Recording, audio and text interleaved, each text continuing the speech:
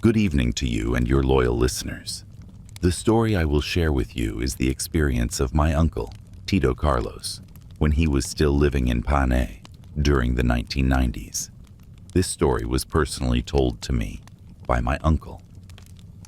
During that time, Tito Carlos was in a relationship with a woman whom we will call Caridad. According to my uncle, Caridad's beauty was exceptional compared to the other young women he had encountered. He wasn't surprised that many of his male coworkers were eager to get her attention.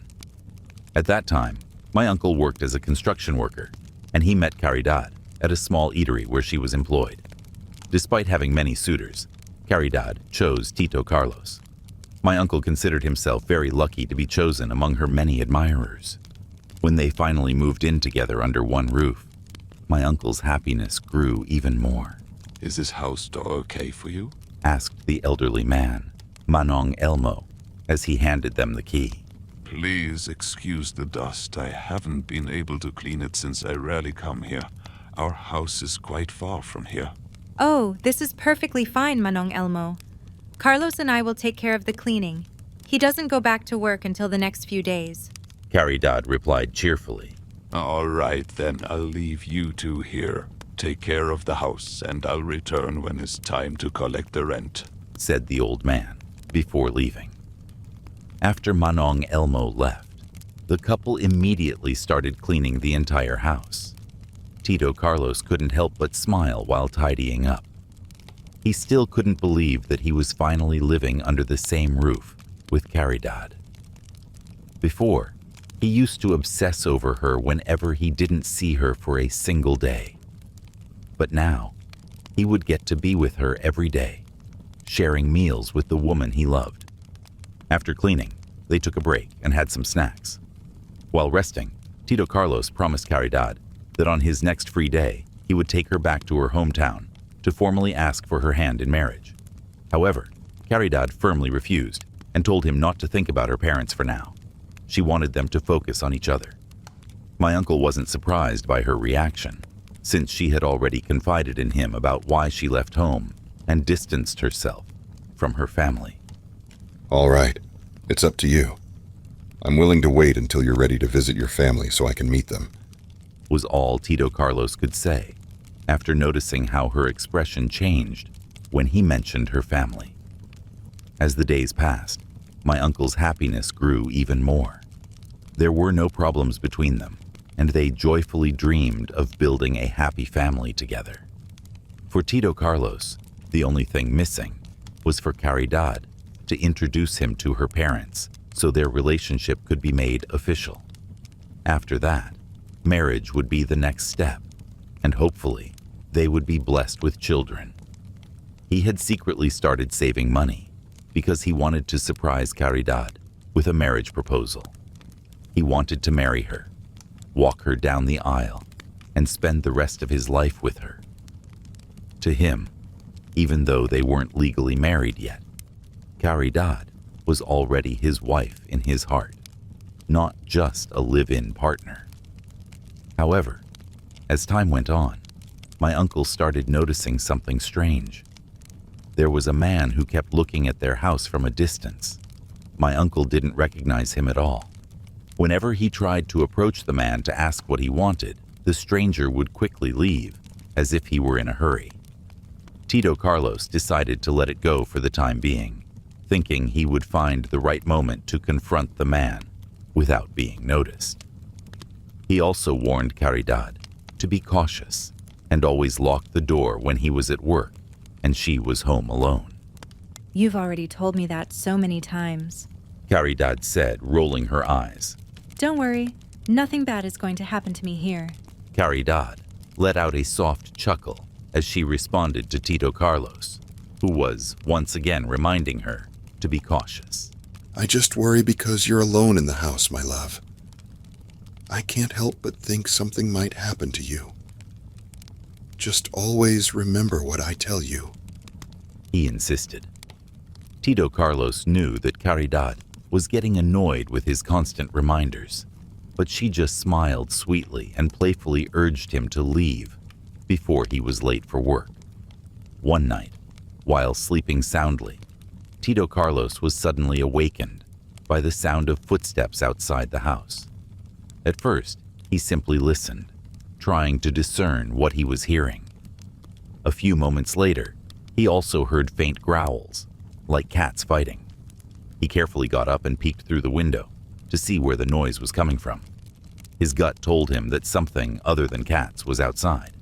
He blinked several times, adjusting his eyes to the darkness. Once he could see more clearly, he searched for the source of the sounds. Then his eyes widened in shock. Not far from their yard, he saw a large, shadowy figure. It looked like a carabao, but something was strange about it. Its eyes glowed like burning embers, and it seemed to be staring directly at their house, as if waiting for something. Beside it, there were massive cats pacing around. They were twice the size of ordinary felines and emitted an eerie presence that sent chills down his spine. He blinked several more times, trying to make sure he wasn't just seeing things. What kind of creatures are those? He wondered. As he continued watching, the creatures outside remained in motion, lurking near the fence. Suddenly, he felt a hand grip his shoulder. Before he could react, a second hand covered his mouth. His heart pounded, but when he turned, he sighed in relief. Oh, it's just you, Caridad. Did I startle you? She asked. Caridad shook her head, then placed a finger on her lips, signaling for him to stay quiet. She then leaned close to his ear and whispered, Don't make a sound. There are strange creatures outside, and they're waiting. Tito Carlos wanted to ask Caridad what she meant, but he held back since she was clearly trying to keep him silent. Moments later, he heard a loud, eerie screech from a wak-wak, followed by a powerful gust of wind, as if a storm was approaching. The trees surrounding the house began to shake violently, branches scraping against the roof. Despite the unsettling sounds, when he looked at Caridad, she didn't seem afraid. There was no trace of worry or fear on her face. What do they want? Why does it feel like we're the ones they're after? He thought. Then a sudden thought crossed his mind, and he turned to Caridad. Are you pregnant?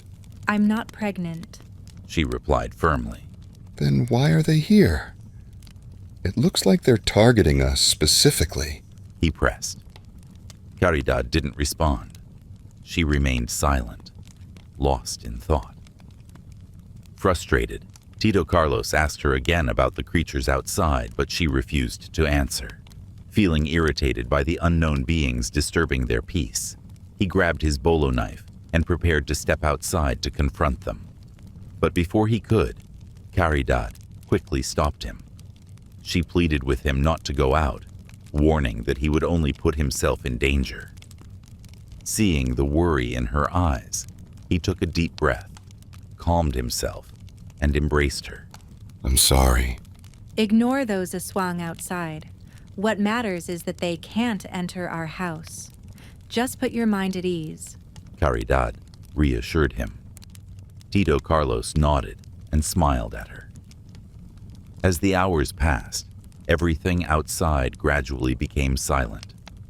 He could no longer sense any strange presence, so he assumed that the creatures lurking around their yard had finally left. They're gone. The Aswang have left. Let's get some rest. You still have work tomorrow. As Tito Carlos lay down, he couldn't stop thinking about the series of strange events that had happened. First, there was the man he kept seeing at dusk, standing outside their house. Then, there were the eerie noises coming from their roof at night. And now, there were mysterious creatures lurking around their home. Before sleep fully took him, a troubling thought entered his mind. Is Caridad hiding something from me? Is there some secret she's keeping that's connected to all these strange occurrences? The next morning, on his day off, Tito Carlos decided to fix their yard.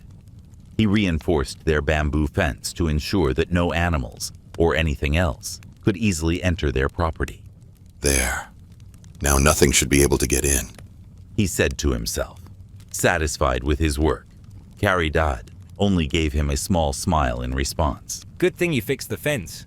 A voice chimed in. It was their neighbor, Renante, approaching from a distance. You know, the past few nights, I've been hearing strange noises near your place. Renante continued. I can't tell what kind of animal it is, though. Renante's house was a bit farther from theirs, so he likely didn't witness the eerie events firsthand.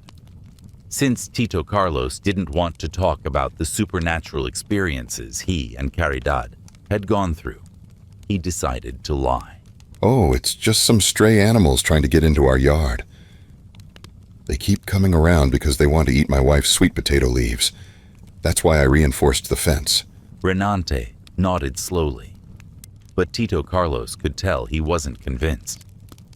Who would believe that wild animals would be so desperate to break into a yard just to eat some sweet potato leaves? Well, just be careful, man. Word around town is that in the farthest barrio, people have been finding their animals dead, completely hollowed out. Some say it's the work of Whack Whack. Tito Carlos furrowed his brows and exchanged a glance with Caridad before looking back at Renante. A bad feeling settled in his gut. So, people think it's not just wild animals killing their livestock? Yeah. A lot of folks suspect something unnatural is behind it. You and Caridad should stay alert. Don't worry, we always are. Tito Carlos reassured him. Days passed, and things seemed to return to normal. Tito Carlos no longer noticed any strange happenings around their house. He thought they were finally free from whatever had been disturbing them. But one afternoon, while on his way home from work, he spotted a man standing at a distance near their house. For some reason, his heart started pounding hard in his chest, and a deep sense of unease washed over him. The first thing that flashed through his mind was Caridad. She was home alone. What if something happened to her? His pace quickened into a brisk walk, then into a half-run. This can't go on. I need to confront that man. Why is he always standing there? What does he want? Determined, he hurried toward the mysterious figure. But as he got closer, just a few steps away, the man suddenly turned and walked away. Wait! Tito Carlos called out. I just want to ask why you keep watching our house. Are you spying on us? The man didn't answer. Instead, he kept walking as if he hadn't heard a word. Frustrated, Tito Carlos prepared to chase after him. But just as he took a step forward, the man suddenly broke into a run. Damn it. Who the hell is that guy? Why is he always here? Without wasting another second, Tito Carlos sprinted toward his house, his mind racing with worry. Tito Carlos called out for Caridad, and she quickly opened the door, smiling as she asked why he seemed so flustered and in such a hurry to knock. He took a deep breath before replying. Oh, it's nothing. I thought you were in the backyard, so I knocked loudly to make sure you'd hear me. He chose not to tell her the real reason for his panic. You know, I've noticed that you've been on edge these past few days. You seem anxious and nervous all the time. Is something wrong? What? No, nothing's wrong. Maybe I just had too much coffee. That's probably why I'm feeling jittery. Tito Carlos quickly responded. Caridad rolled her eyes at his excuse. Rather than pressing further, she simply stepped inside the house, and Tito Carlos let the matter drop to avoid annoying her. Later that evening, as they were having coffee, Caridad spoke up. Carlos, I just want to let you know, I'll be leaving tomorrow, but I'll be back soon. Tito Carlos slowly set down his coffee cup and looked at her. Where are you going? To my family's house. That's great. I'm happy that you finally decided to visit them. I'll take the day off and go with you. Before he could finish his sentence, Caridad quickly cut him off. No, you don't have to come. Just go to work. You shouldn't waste a day's pay. It's fine. I don't mind skipping work for this. Please, Carlos, don't skip work. If possible, I'd like to go alone first. I need to fix the problem I ran away from. I want everything to be settled before I introduce you to my parents, so that there won't be any issues when the time comes. But Caridad, Please, Carlos, let me do this alone. she said firmly. Seeing how serious she was, Tito Carlos eventually relented. all right, if that's what you want. He sighed. The next morning, just as he left for work, Caridad also set off for her family's home. Tito Carlos wanted to go with her and finally meet her parents, but she refused. She had made it clear she would only introduce him once she had taken care of whatever problem she had left behind. He didn't want to pressure her by asking about it, fearing that he'd seem too intrusive about her past, especially the time before they had been together. That entire day at work, he couldn't focus. His mind was entirely occupied with thoughts of Caridad. His tasks suffered, and he kept making mistakes, nearly earning him a scolding from his supervisor. Hey, are you okay? I've been watching you mess up all day. Is something wrong? His coworker asked as they ate lunch together. I'm just worried about my wife. I don't know if she's made it to her family's house yet. Wait, she went back home without you? His coworker asked, raising an eyebrow. Man, that's bad. What if she doesn't come back? You really should have gone with her. Tito Carlos chuckled softly and shook his head. She wouldn't do that. She promised me she'd return soon. He said confidently. But when he got home that evening, the house was eerily quiet. The silence was the only sign he needed. Caridad still hadn't come back. Tito Carlos felt a deep sadness at the thought that his wife might never return. Though doubts clouded his mind, he chose to push them aside. The next day, he didn't go to work. He knew he wouldn't be able to focus anyway. His thoughts were consumed with worry for Caridad. Then around noon, she finally returned home. Overwhelmed with relief, he immediately embraced her the moment she stepped inside. He had missed her so much. However, in the days that followed, he began to notice something strange about Caridad. She had only been gone for a day, yet it felt like she had completely changed. Her usual warmth had faded, and there was a heavy sadness in her presence. She spent most of her time sulking in the house, avoiding conversation. Whenever he asked her about her visit home, she would only give short, vague answers. It's fine. There's nothing wrong. My family was happy to see me. When he asked when she would go back, and if he could finally come with her next time, she only responded with a cryptic look. One night, while they were resting, he suddenly heard rustling noises outside. It sounded like an animal, like a pig digging around in the dirt. The sound was so clear that it truly resembled a pig rooting around the yard. Curious, he peeked through the gap in the window, trying to see where the noise was coming from. But no matter how hard he looked, he couldn't see anything. When he turned to Caridad, he noticed that she was sitting silently in the corner of the house, her hands covering her ears, as if she was afraid of something. Caridad, my love, what's wrong? Are you scared? She only shook her head, but Tito Carlos could see the fear written all over her face. He thought she was just trying to reassure him, pretending to be fine so he wouldn't worry. That night, nothing more happened beyond the strange sounds.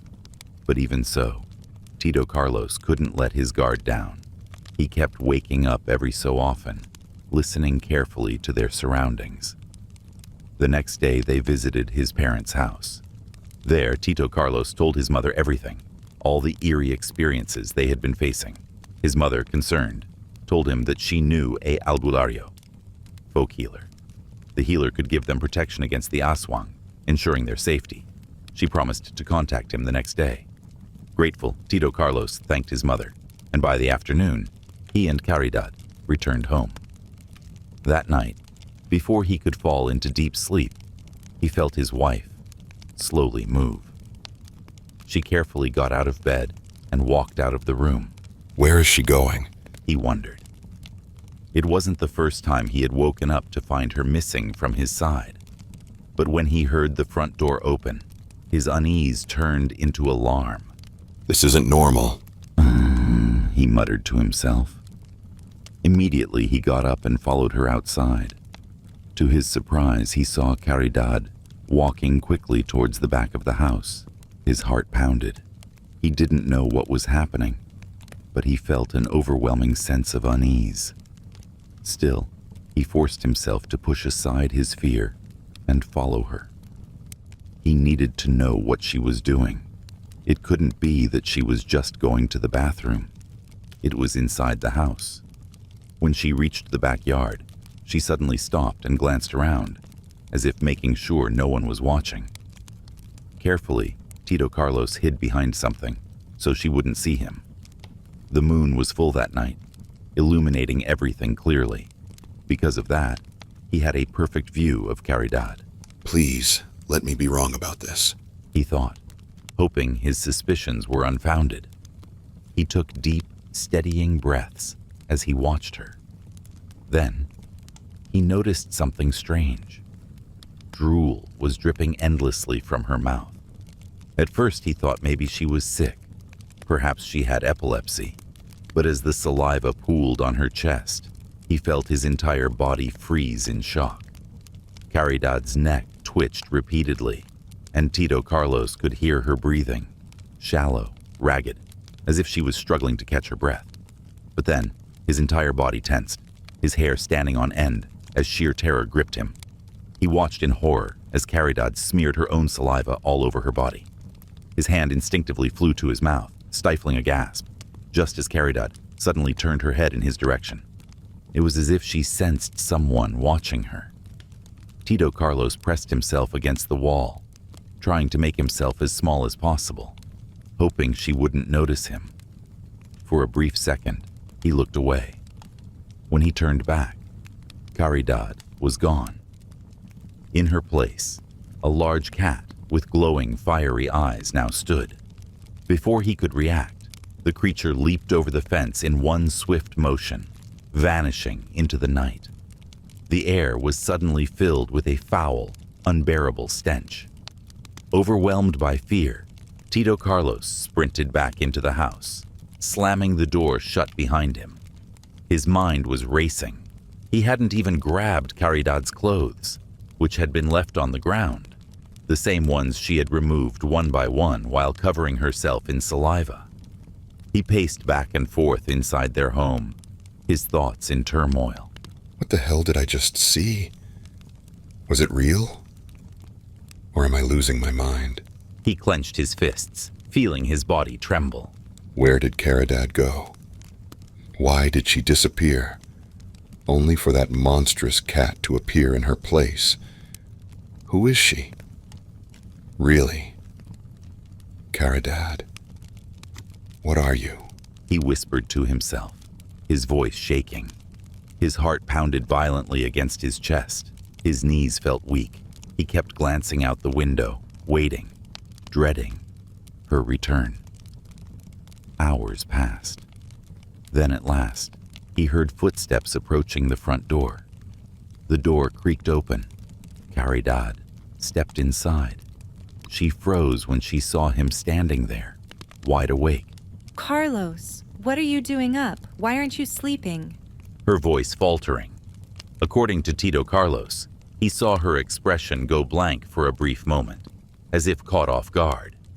He, on the other hand, couldn't speak. His eyes locked onto her face. There was dried blood smeared across her lips. Her clothes, freshly worn, had stains of blood as well. As she stepped closer, he instinctively took a step back. Don't come near me. His voice hoarse. Caridad's eyes filled with desperation. Carlos, please, let me explain. Her voice trembled, pleading. I'll tell you everything. Everything you saw tonight. Just listen to me first. She begged. Tito Carlos stared at her, his mind struggling to process what he should feel. Anger? Fear? He had loved this woman, and yet, now, he was realizing he never really knew her at all. His voice broke as he finally spoke the words that had been clawing at his throat. Caridad, are you an Aswang? She gasped, stunned by the question. But Tito Carlos didn't care anymore. He didn't care about her feelings. Why? Why did you choose me? Carlos, please. She whispered, stepping closer. Just let me explain. She reached for his hand, but he recoiled, pulling away. Caridad's eyes brimmed with tears, and then, with a heavy heart, she began to explain everything. Caridad confessed that she had been afraid to tell Tito Carlos the truth. She was certain that if he found out she was an Aswang, he would avoid her, or worse, despise her. Forgive me, Carlos, for keeping this secret from you. She said with tears in her eyes. I never wanted to lie about who I am. I was just terrified that if you knew, you would leave me. I love you. I don't want to lose you. Tito Carlos took a deep breath, trying to calm himself. He then asked, "How did you become an Aswang?" Caridad explained that long before she and Tito Carlos met, she had already been one. That was the reason she left her hometown and wandered from place to place. Her father had arranged for her to marry the son of a powerful Aswang family. She refused, because the family she was supposed to marry into was notorious for killing innocent people. Their victims were not just killed, they were served as food at their family gatherings. Caridad's own family, however, had always followed a different code. She was raised to never harm humans, especially pregnant women, infants, or innocent people. If her kind ever craved raw meat or organs, they were taught to survive on wild animals instead. If your family doesn't harm humans, then why did they try to force you to marry someone whose family does? Caridad sighed. Because they had no choice. They were threatened. If I refused, my family would be slaughtered. She then revealed something that made Tito Carlos's blood run cold. The man he had seen lurking outside their house, the one he had tried to confront, that was her brother. While Caridad was away, her brother would come to their home, begging her to return. Their family had suffered greatly at the hands of her would-be husband's clan. They were tortured, tormented, anything to force them to reveal her whereabouts. Tito Carlos swallowed hard, his throat dry. He wanted to doubt her story, but deep down, something in him told him that everything she was saying was true. Caridad continued, telling him more things that made him shudder, things that made his heart ache for her. And in the end, no matter how horrifying her revelations were, he still felt something unexpected. Pity for the woman he had loved. The next day at work, Tito Carlos couldn't concentrate. His mind was a whirlwind of thoughts, unable to process everything he had learned about Caridad's true nature. During lunch, he turned to his coworker, Roldan, and asked, Do you believe in a swang? Roldan paused, swallowing his food before responding. He said without hesitation, My father once told me that there's a village infested with Aswang. Most of the people living there have no soul. Their breath is foul because they feed on raw meat and organs, especially human flesh. Tito Carlos felt his stomach churn. Roldan continued, People say they dig up fresh corpses, eating the bodies right after burial. Even though Roldan admitted he had never seen an Aswang with his own eyes, he strongly believed they existed. Why are you asking anyway? Do you have a reason? Roldan asked curiously. Tito Carlos quickly shook his head. No reason. I was just curious. But his mind was a mess. He wanted to confide in someone, to share the heavy burden of what he had learned. But who could he tell? If he told Roldan, would he even believe him? Would he think Tito Carlos had lost his mind? Before he could dwell on it any further, Roldan suddenly asked, Are you having problems with Caridad? Tito Carlos hesitated. Then, after a moment, he decided to tell Roldan everything. I knew it. Roldan said after hearing the story. I could tell something was bothering you for days. Tito Carlos made him promise never to tell anyone else. I know it sounds crazy, but it's true. I saw it with my own eyes. I believe you. Roldan nodded solemnly. The following day, Tito Carlos skipped work.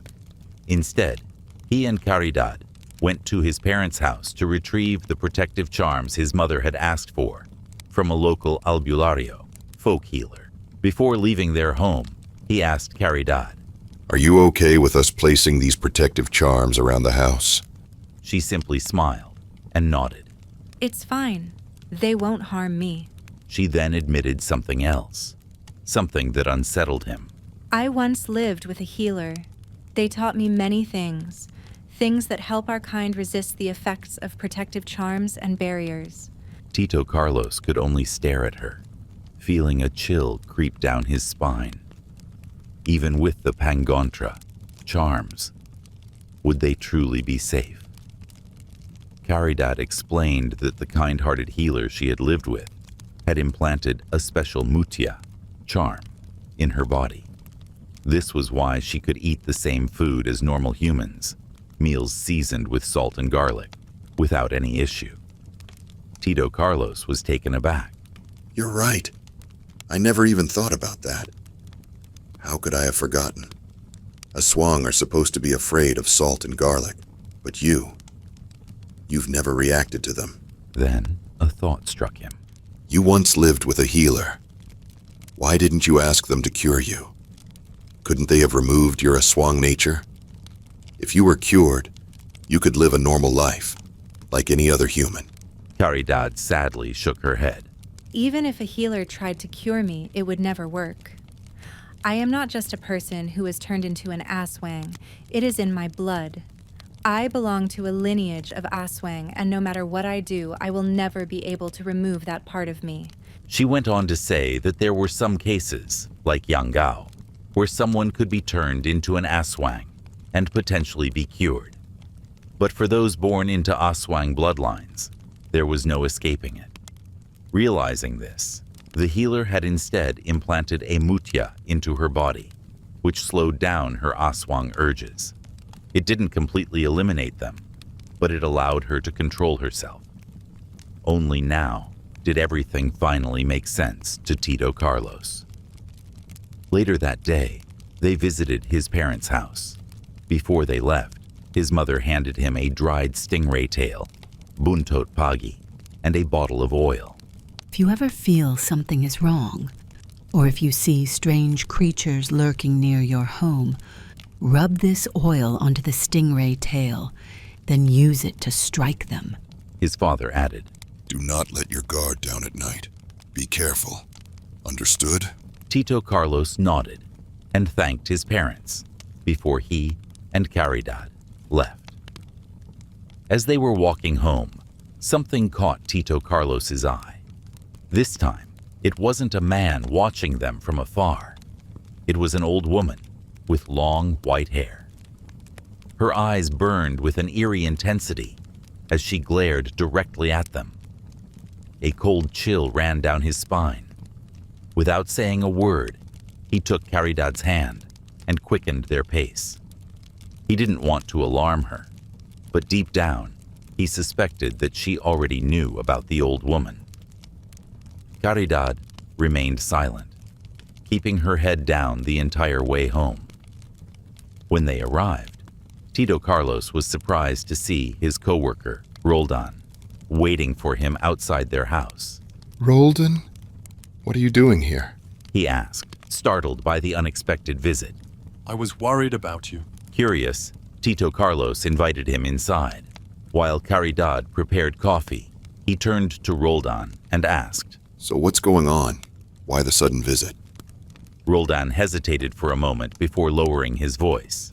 When I was hanging around outside earlier, I noticed something weird. Tito Carlos frowned. Weird? What do you mean? But before Roldan could explain, Caridad returned with their coffee. He immediately fell silent, waiting until she left for the kitchen before continuing. Roldan leaned in closer. Just a little while ago, I saw a man standing in front of your house. He kept pacing back and forth, But here's the strange part. Every time he stopped, his mouth would move like he was whispering something. It was as if he was chanting, like a spell or a curse. Tito Carlos felt his chest tighten.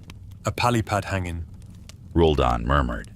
He was referring to a kind of dark magic, an Aswang attack sent through the air. You need to be careful, bro. I have a really bad feeling about this guy. Roldan warned, keeping his voice low so Caridad wouldn't hear. Tito Carlos took a deep breath, trying to stay calm. Maybe he's just a relative of Caridad's, he reasoned. She told me about her brother. He's been coming here, trying to convince her to go back to their family. Roldan shook his head firmly. No, that wasn't her brother. Roldan was convinced that the man he had seen earlier was not related to Caridad. He was certain of it because their auras were completely different. Listen, bro. I forgot to mention this to you, but my grandfather was an albulario. He taught me a few things about protecting people from Aswang and dark magic. He admitted that although he knew some protective measures, he couldn't tell whether the man he had seen was truly an Aswang, a sorcerer, or something else entirely. But I do know one thing. That man's energy was heavy, oppressive. It felt dark, suffocating. He compared it to Caridad's presence, which felt much lighter and calmer. But this guy, the moment I saw him, my chest felt tight. It was as if something was pressing down on me, he explained. If I had taken my training seriously back then, I might have been able to help you right now. He sighed. I'm sorry, bro.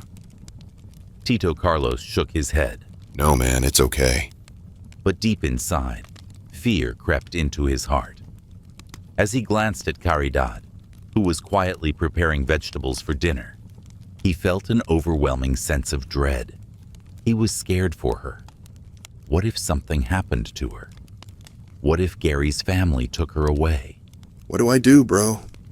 I love Caridad. I don't want anything bad to happen to her.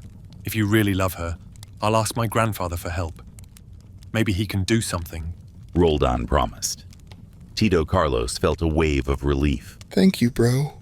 I owe you. He said sincerely. Roldan simply grinned. To be honest, the real reason I came here was that I wanted to see an Aswang with my own eyes. Tito Carlos blinked in disbelief. You're crazy, man. Most people are terrified of a swang. They don't want anything to do with them. Roldan chuckled. Yeah, well, I'm not like most people. That evening, the two men drank together while discussing Aswang and the disturbances happening around Tito Carlos's house. Roldan reassured him that by the next day, he would seek help from his grandfather. They drank until past 10 p.m., caught up in their conversation. As time passed, they drank more and more, until finally, midnight arrived. Caridad, noticing that they had been drinking for too long, approached them. That's enough. You should sober up with some coffee. Tito Carlos nodded and asked for a cup. Minutes later, as they were drinking their coffee, an eerie sound suddenly echoed outside. A wak-wak, the chilling call of a night creature, circled the house. At the same time, they heard strange noises in the yard, like cats chasing each other. But it wasn't just that. Something heavy slammed against the walls of the house. The impact made the entire structure shake slightly. Tito Carlos cursed under his breath. There's no way that's just an animal. A normal cat or dog wouldn't be strong enough to shake the whole house. The house wasn't made of cement, but its foundation was sturdy. For the walls to shake like that, it would take something large, like a carabao or a full-grown cow, slamming against it. Unbelievable. These damn creatures are back. He growled. He immediately grabbed the stingray tail, buntot pagi, his mother had given him. Roldan followed, grabbing a wooden club near the door. What are you doing? Roldan asked. I'm going outside. I'll teach these things a lesson. Hold on. I'm coming with you. I want to see them up close. Before stepping out, Tito Carlos turned to Caridad. Lock the door. No matter what happens, don't open it until I say so. Caridad nodded hesitantly. With that, the two men stepped outside. The moment they did, Tito Carlos froze. Standing in front of them was the same old woman he had seen earlier that day. She was still human in form, but her presence was suffocating. Her wild white hair was unkempt. Her piercing eyes glowed with a terrifying intensity. Tito Carlos could see her clearly under the dim glow of their outdoor lamp. You're the old woman I saw earlier, he said, pointing at her with the stingray tail. What do you want? Why are you here? The woman remained silent, her breathing deep and raspy, almost as if she were gasping for air. Are you looking for a fight, old woman? He challenged, gripping his weapon tightly. The woman's stare didn't waver. Then in a hoarse voice, she finally spoke. Where is Caridad? Bring her to me. I need to see her. If you need anything from my wife, you can tell me, and I will pass the message to her. Tito Carlos said firmly. The old woman shook her head. No. I will speak to Caridad myself. Tito Carlos clenched his jaw and shook his head. You can wait here until sunrise if you want, but you will never see her. Wife, are you joking? A deep, menacing voice interrupted from the darkness. From the shadows of the banana trees, a tall, terrifying man emerged. His face was hideous, almost indescribable in its grotesqueness. Tito Carlos was stunned into silence. The man's face was so horrifying that words failed him.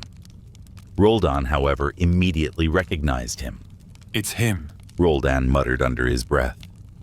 Tito Carlos turned to his friend in confusion. What do you mean, him? That's the guy I saw before. Roldan confirmed. Even though his face is completely deformed now, I can still recognize him. Then Roldan smirked. Honestly, you shouldn't have even bothered shape-shifting. You were ugly before, and you're still ugly now. The only thing that changed is that now you've got some thick fur, like a damn cat. Other than that, still the same hideous face. Tito Carlos was taken aback by his friend's remarks.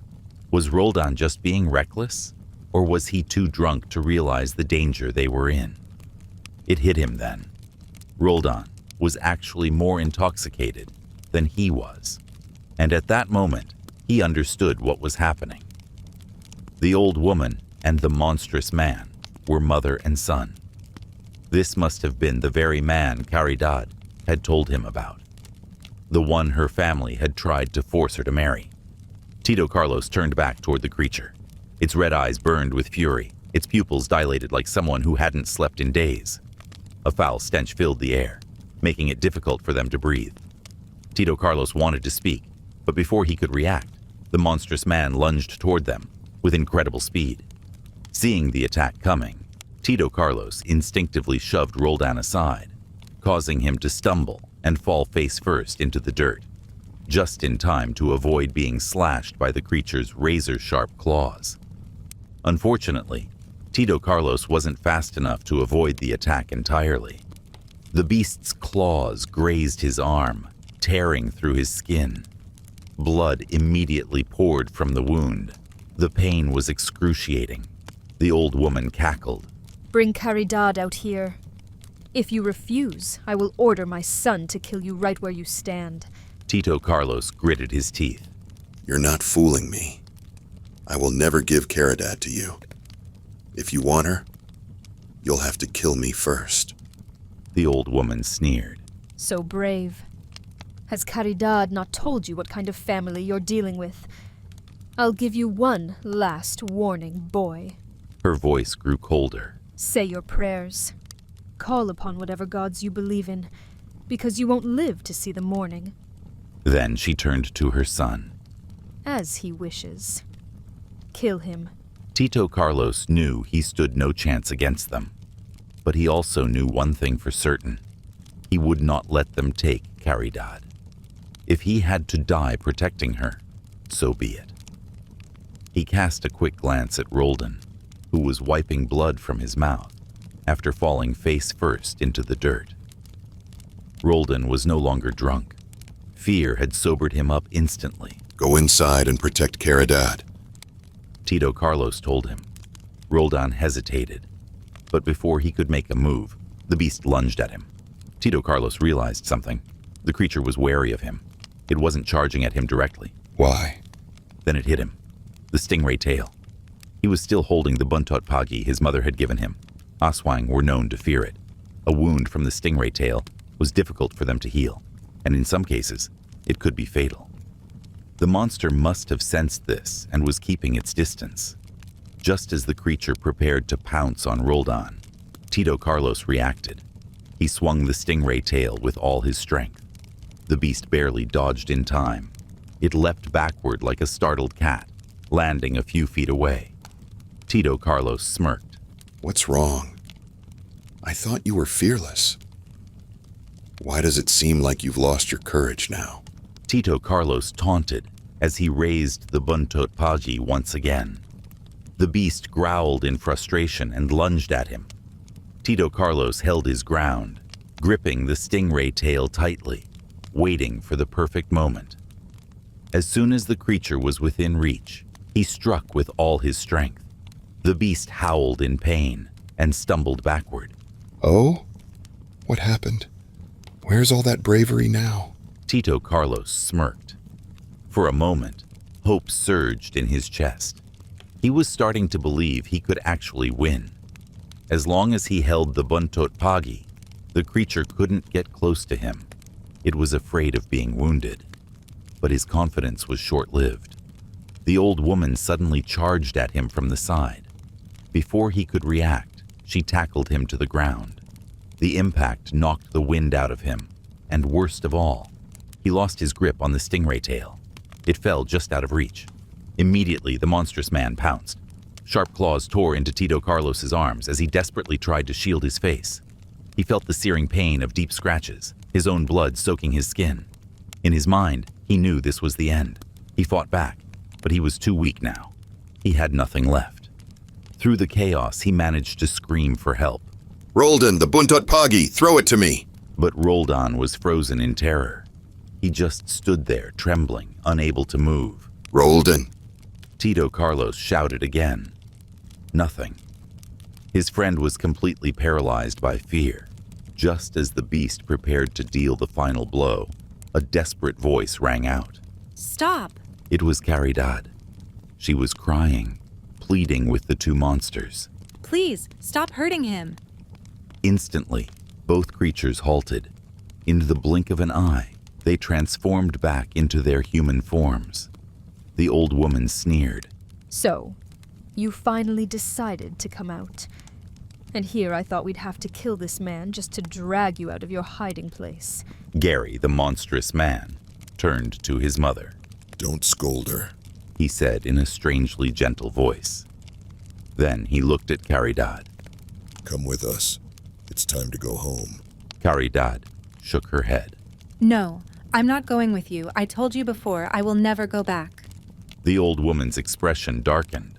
You don't have a choice. She growled. We're not asking for your permission. You will come with us. Caridad clenched her fists. I said no, I don't love you, Gary. I never wanted to marry you. Despite the pain in his body, Tito Carlos forced himself to stand. He staggered toward Caridad, trying to reach her. Before he could, Gary grabbed him. With terrifying speed, he pressed his claws against Tito Carlos's throat. If you don't come with us, Gary said coldly.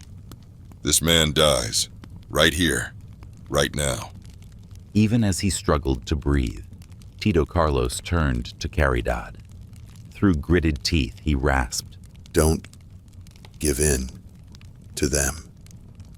No matter what. Tears streamed down Caridad's face. Gary, please. They're manipulating you. Tito Carlos interrupted, his voice strained but determined. They want to control you. Is this really the life you want? Caridad's body trembled. She had spent her entire life running from them. She had dreamed of a normal life.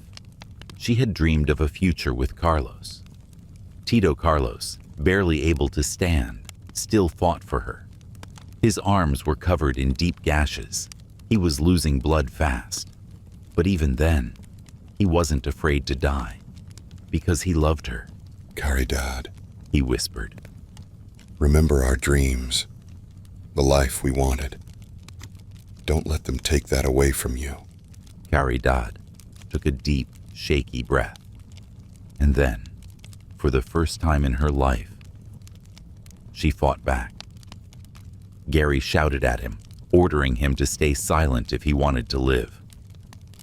Tito Carlos could feel the sharp claws digging deeper into his throat, a slow trickle of blood running down his skin. At that moment, he accepted that this might be his last night, his last time seeing Caridad. He no longer cared about his own fate. All that mattered was that Caridad would get to live the life she had dreamed of. Decide now, Gary commanded. because if you make the wrong choice, it won't just be this man who dies. Caridad's breath hitched. What do you mean? Gary's mother let out a sharp, cruel laugh. What I mean, dear, is that we already have your family. Caridad's eyes widened. Hasn't it struck you as odd that your brother hasn't visited you in days? The old woman sneered.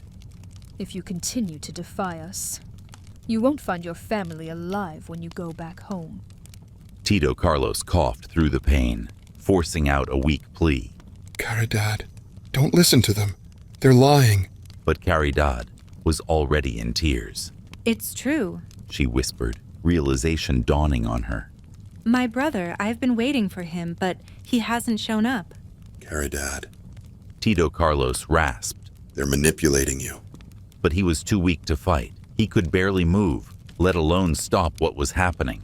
And then, with tear-filled eyes, Caridad made her decision. I'll go with you. She said softly. Just let them go. Let Carlos live. Let my family go.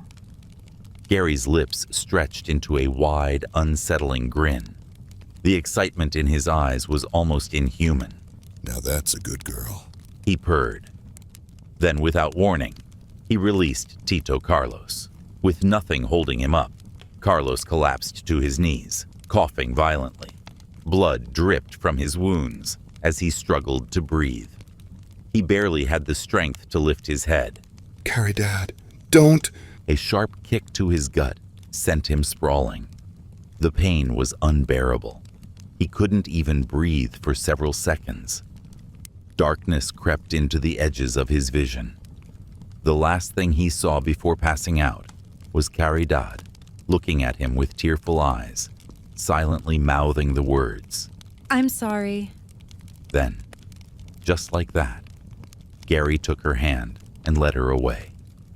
Tito Carlos wanted to reach out, wanted to stop her, but his body refused to move. Everything went black. When he opened his eyes again, he was in a hospital.